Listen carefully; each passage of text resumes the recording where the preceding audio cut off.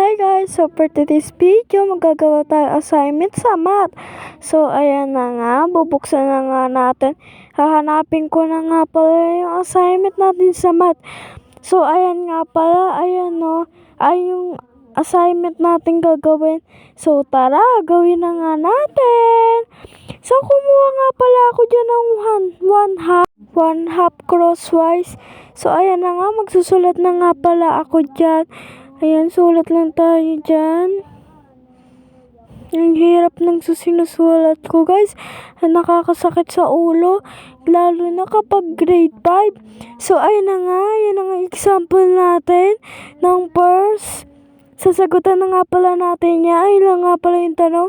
So, tara, magsulat na tayo ng sagot. So, ayan na nga. Nagsusulat na nga ako dyan ang sagot natin. So, tara, tapusin na nga pala natin yan. Nakakasakit talaga yan sa ulo. So, ayan na nga. Matatapos na nga pala tayo niyan. Pinag-solve ko nga pala yan. Ang hirap-hirap talaga niyan sa may math. Lalo na kapag grade 5 ka. Joke lang, hindi naman siya mahirap. Madali lang. Madali lang nga pala yan sa math. So, tara, magsulat na tayo ng magsulat.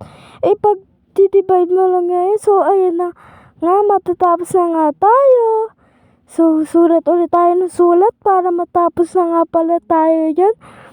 So, nagmumultiply lang nga pala ako dyan, guys. So, madali lang naman yung,